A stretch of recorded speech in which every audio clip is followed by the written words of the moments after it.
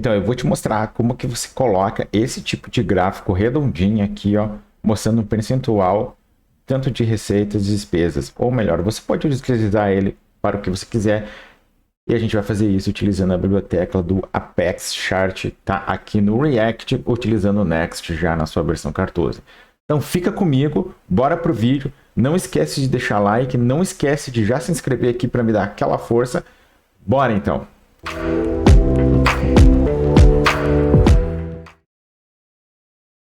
Fala galera, então vamos lá, tá? Eu não vou precisar codar aqui com vocês para esse vídeo não ficar muito longo, eu já deixei codado, eu já deixei feito. Eu vou só diminuir aqui para a dash entrar no responsivo. Vai ficar só para a gente aqui o garfo, tá? Ok? E eu vou passar com vocês agora aqui como que tá o código, né? Como que tá o código, a gente vai fazer um overview aqui para você entender como que você pode aplicar isso no seu projeto, certo?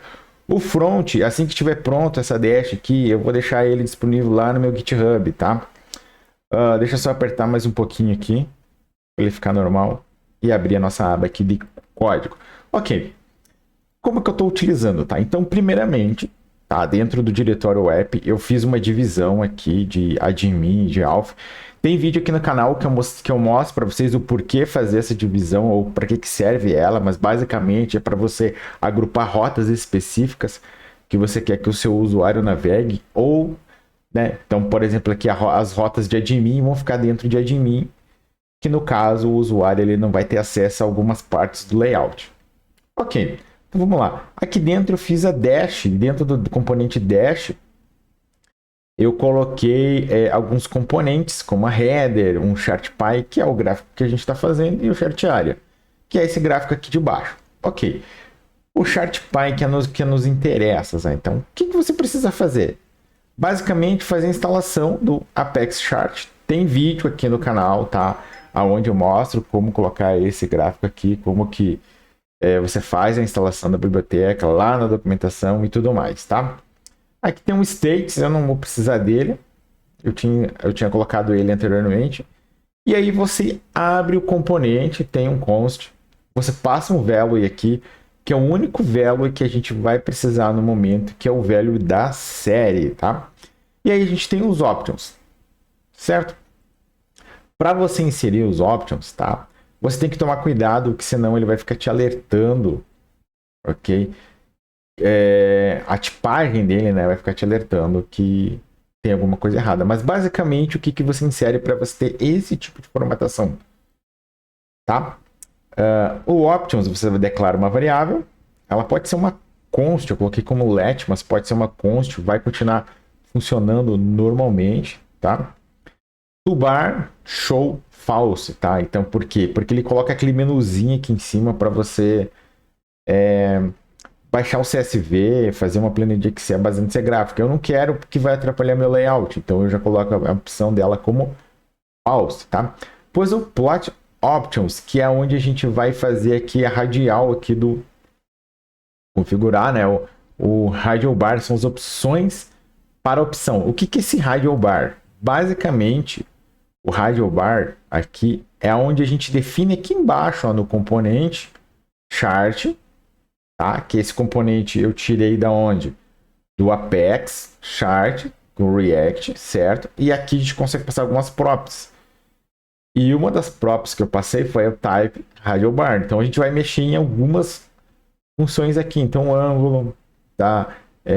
Menos 135. Ou esse hollow aqui, não sei bem a pronúncia dele. Mas você tem esse size, ó, que está ocupando 75%. Ó, se eu mexer nele e colocar 60%, vou atualizar ele aqui, ó. Note que ele ficou, essas barrinhas aqui ó, ficaram mais gordinhas, ó, né? Então, agora eu vou afinar um pouco elas para o meu layout, que é colocando 75%. Se eu colocar 90%, olha só como que ele vai ficar, tá? Isso aqui é uma string, tá? Vamos lá, ó. Ele abre bem o meio, tá? Então, essa configuração é do meio e ele vai apertar bem a parte que vai preencher. Então, o ideal que ficou para mim aqui é 75%. Beleza? Fechamos aqui. Background aqui do meinho. Então, se eu colocar uma cor aqui, ó, se você quiser colocar uma cor personalizada, eu vou colocar preto, ó. Vocês já vão ver que vai ficar preto, tá? Se você quisesse ter usado uma imagem, você poderia ter colocado uma imagem, mas eu não quero, eu quero que fique branco mesmo. Aqui é a posição da imagem, se você tivesse colocado. Esse TS ignore, tá? Eu tinha colocado aqui, porque o TypeScript, ele tem as tipagens aqui do Apex, mas eu coloquei o TS no check aqui em cima, porque ele funciona desse jeito, mas ele fica alertando algo que não estava batendo com o que ele estava falando, deve ser algum bug aqui da biblioteca. Então eu tirei, ele ficava dizendo que as nossas opções aqui não estavam corretas, mas mesmo que eu olhasse na tipagem dele dentro do TypeScript, estava correto e ele ficava mencionando para mim que não. Então eu pedi para ignorar o TS aqui nesse componente, porque tudo que eu quero é só gerar o gráfico e não vai ter problema nenhum, tá? Drop Shadow, se você colocar false aqui, ó, a gente colocar false, ele tira essa sombrinha que tem interna, tá? Então eu vou deixar ela como true. E aí fica legal, fica uma sombra interna que parece que tem um relevo, beleza? Aqui é o posicionamento, né, da sombra, um blur, se você quiser, um opacity, opacidade, ok? O tracking, tá? Vou falar um pouquinho do tracking, ó. Stroker, eu coloquei branco. Se eu colocasse aqui preto, olha só, ó, é o background aqui do tracking, é esse background que fica, tá? Mas eu não quero, eu quero que ele fique branco. Então eu mudei, ó, ele fica um branquinho ali, tá? Se eu aumentar esse percentual do stroker, a largura dele, vamos aumentar para 90, ó. Olha o que vai acontecer, ó, ele vai dar uma apertada aqui, mas não vai mexer muito por causa das outras opções que tem ali. Então, volto ele aqui em 67%, ó. Ele mantém o que eu tenho. Drop Shadow, mesma coisa. Merging, a mesma coisa. Você vai colocar em pixels, tá? Se você quiser. Data Labels, tá? Então, aqui que você vai fazer a formatação do label que tem ali. Esse offset menos 10, se eu colocar 10 assim, ó. Tá? Ele até que nem mexeu. Tá? Mas basicamente, ó, eu vou colocar isso aqui como 4. Ó, ele dá uma mexida que ele não está muito no centro. Eu vou colocar isso daqui como 0. Deixa eu ver se ele vai me permitir. Não vai mexer muito. Vou voltar aqui para o 10. Vou dar um reload melhor aqui na página, ver se ele vai carregar. Deixa eu só abrir aqui o meu Dark Mode. Aí ele não está funcionando no menu, mas o Dark Mode está aqui e fica legal para gente. Beleza, tá ali de novo, tá? Se eu tirar isso aqui, ó, colocar como false, tá? Você não tem mais o texto ali no meio. Volta para true. E a gente volta a ter o texto ali no meio, tá? Aqui depois nós temos, ó, do true aqui embaixo, esse false, ó, eu posso deixar como false também, ó. Tá? E aí ele desloca lá para cima. Se eu mexer aqui, vou tentar mexer agora aqui no 20. Ó, não fez nada. Tudo bem. Vou voltar isso daqui para o font size. Ó, se eu colocar 20, ele não está atualizando. Pera aí. Tá, então assim, pessoal, ó, vou deixar no modo escuro, fica melhor, né? Senão fica muito na cara da gente. Daqui. Então, olha só.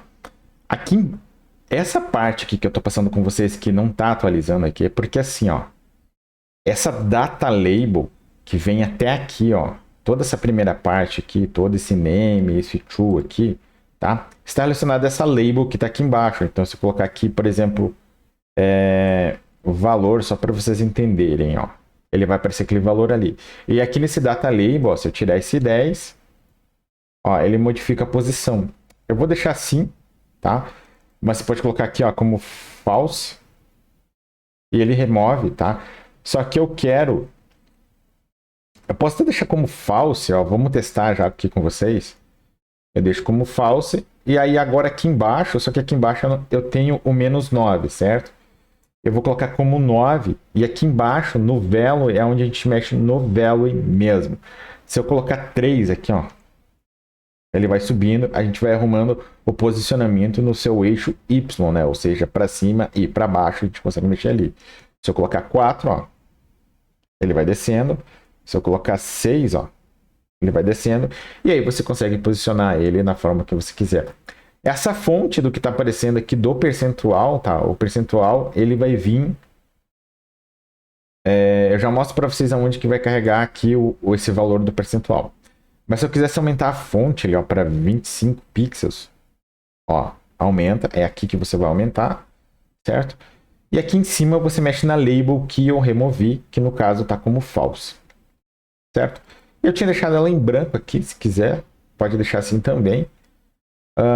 Show to, então do valor, o offset que a gente estava mexendo e o font weight eu coloquei depois, que é para ele ficar como bold, assim, tá? Fill, vamos ao fill aqui, é a coloração, tá? Essa cor que tá aqui, o solid que tá aqui, por quê? Porque esse radial bar aqui, que eu coloquei, essa configuração que estava aqui, ele vem com um degradê. Então eu mudei o type para solid e coloquei a cor que eu queria, que é esse amarelo que você está vendo aqui, tá? Se eu tirar esse amarelo aqui e colocar qualquer outra cor, vou colocar preto aqui, ó. Ele vai ficar preto, daí as questões ali. Você pode até, se você quiser mudar um dark mode aqui, pode colocar uma validação aqui de uma variável para ele trocar a cor, beleza? O stroke, tá? Eu mantive o que tem lá na documentação e a label que vai a informação aqui que eu acabei de passar para vocês. Da onde que vem o valor de 90%, tá? Depois que você criou esse componente aqui, o componente está criado, ele vem desse value, que é uma props que eu estou passando aonde? Tá? Aqui, ó, séries, tá? E aí você passa uma value aqui. Aonde que eu estou utilizando isso? Agora, no momento, ele não está vindo de nenhuma API, tá? Como a gente está usando o Next, na sua versão 14, você tem que colocar um use client no começo do arquivo, porque isso vai ser renderizado no cliente, certo? E eu estou utilizando ele aqui, ó, em page, tá? E aí eu vou deixar achar o cara aqui, ó. Você vai passar um array para os valores. Então eu tenho o pai de cima, né, o chart pai ali, não é pai, né? Desconsidere o inglês nesse caso. Com 90, se eu vim aqui atualizar para 80, ó, ele atualiza, ó, o percentual e atualiza o gráfico também. Se eu atualizar isso daqui para 60, é um array que você tem que passar ali, tá? Salvei, ó, ele vai atualizar o gráfico. Certo? Então, se eu passar isso daqui para 90, ele vai atualizar o gráfico também. E aí eu fiz o componente individual porque eu posso ir chamando ele sempre que eu precisar. Se eu precisar dele em outros lugares, eu posso chamar. Beleza, galera? Só que tem mais um item que eu já falei para vocês do Apex, tá? Para me chamar, importar, eu não consigo fazer uma importação normal do jeito que eu estou importando aqui, tá? Então, deixa eu só tirar esse dash icon aqui, do jeito não está sendo utilizado. O import normal é assim que a gente faz no Next. Por quê? Porque por algum motivo o Apex Chart ele faz uma verificação de window, tá? Como na build do Next ele faz tudo renderizando no servidor, ele não encontra um window, ok? Ele não tem tela lá no servidor e depois ele manda para o cliente. A gente tem que fazer uma importação dinâmica utilizando esse carinha aqui do Next, ó, Next Dynamic. Chama ele aqui, cria uma constante que vai ser o seu componente, tá? Abre uma função do Dynamic e aqui dentro você passa uma função anônima com import, abrindo parênteses, e o que você quer importar, o componente. Daí você coloca como segundo argumento um SSR false, tá? Para ele não tentar gerar esse componente lá no servidor, porque senão vai dar problema, o componente não vai achar o window. Depois que você fizer isso, é só você usar o seu componente normalmente, como eu fiz aqui, e ele vai funcionar bacaninha, esse componente vai funcionar normalmente. E note que isso aqui é uma index, tá?